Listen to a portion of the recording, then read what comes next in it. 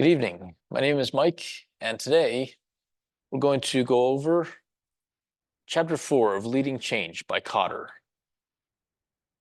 Chapter 4 talks about the next step of Kotter's 8-stage change process. It's entitled Creating the Guiding Coalition. Kotter says that there's a need to develop a team whenever the CEO needs to make a decision to improve the organization for the long term. Change just can't be implemented by being authoritative, especially if certain habits are enculturated already into the organization. So Kotter says that in order to lead a team, or lead an organization, they need to be in touch with management at the line management level in order to enact those behaviors that will move towards long-term change. And a strong guiding coalition is what is needed. In the past, in order to make changes, a CEO might talk with their secretary or maybe go to golf and talk with another executive, get some opinions over dinner with some other individuals, and then maybe make a decision and talk to only a few people, letting them know what changes are going to be made. That's the way it was done in the past, decades ago. However, in today's fast-paced business environment, there's not the leisure time to make a decision individually and ask opinions over a period of time anymore. Now decisions have to be made strategically, and businesses need to adapt to the environment as things change. Instead of taking the time to make your own decisions because you know the industry very well and things are moving at a very slow pace, you know this one change will probably pivot the direction of the organization a little bit. That doesn't work anymore because the data is constantly evolving. And there's always a need to understand what's going on in the environment of business to get the opinions of others, get some feedback. Whenever a great amount of change is implemented, there's often a lot of resistance, especially if things have been done a certain way for decades in a larger organization, for example. That's the reason why a guiding coalition is important. These individuals, they know the organization on a day-to-day basis, and the organization needs over 80% buy-in to move forward. They can't just have a few individuals saying, this is what needs to be done, let's just execute it with a few individuals. But they need the majority of management on board in order to make the change.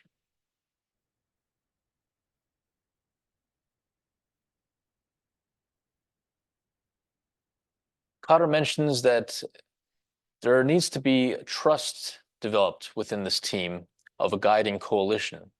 Otherwise, things might fail. For example, if there's management on the team who always does things a certain way, or maybe they're sort of a snake or a manipulative person, or they're not totally on board. Leadership needs to be aware of those individuals and monitor them closely, or just not include them in the guiding coalition.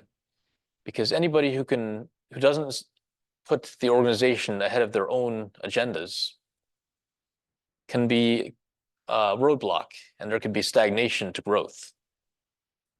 So Kotter mentions that either monitor those individuals, people who might not be aware that a change is needed, or just exclude them from the team overall, as far as the guiding coalition goes. With a guiding coalition, information can be processed more quickly, and there's some powerful people involved, so they're more influential and can reach more members of the organization.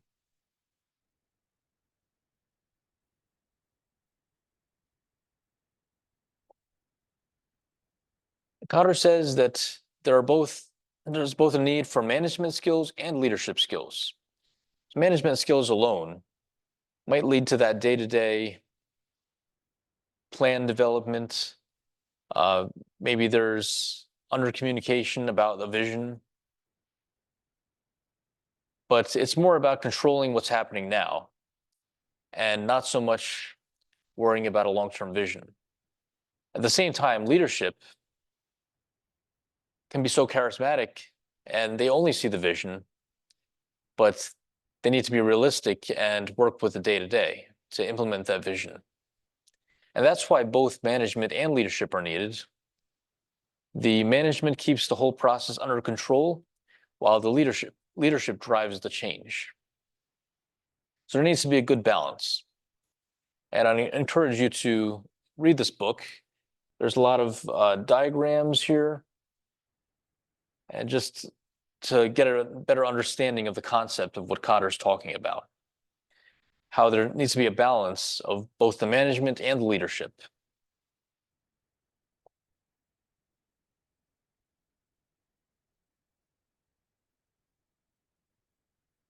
Kotter mentions about how some leaders are brought into the organization or promoted who may just have that management mindset or might not be appropriate for developing a vision. For example, people brought in from outside of the firm who may not understand how the organization works. Employees who know how to lead are promoted from within, or employees who hold positions requiring leadership but rarely lead are encouraged to accept the challenge. That's a quote. So it's possible that management might be promoted, but they may not know how to lead.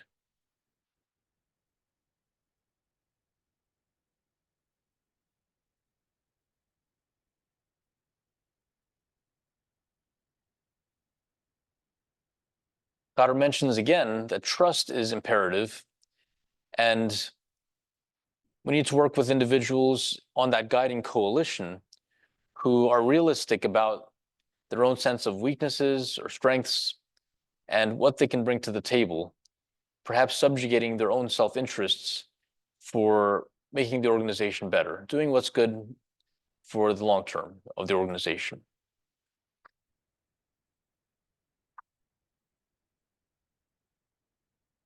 Trust and having a common goal are necessary, and there needs to be mutual respect and understanding. Their heart needs to be in this process as well.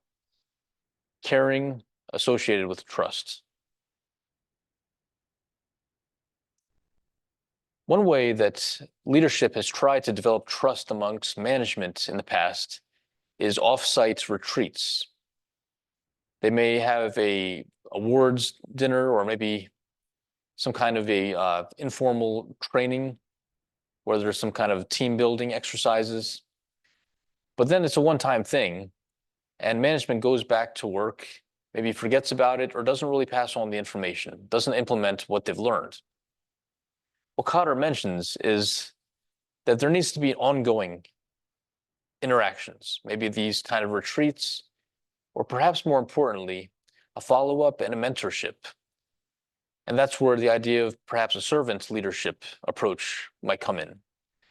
For example, if managers are trained to work with employees in a certain way, they may need to be reminded, okay, this is what we need to tweak here, or this, they might have questions about what they're doing.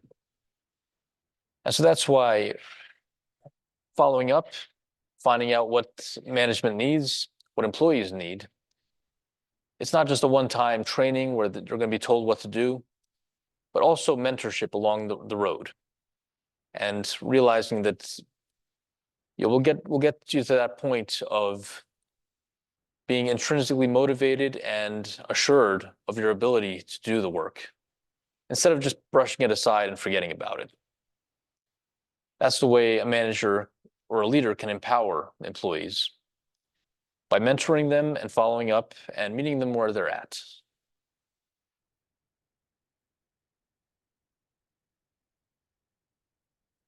One of the reasons why people don't develop a guiding coalition is they don't believe that transformation is necessary.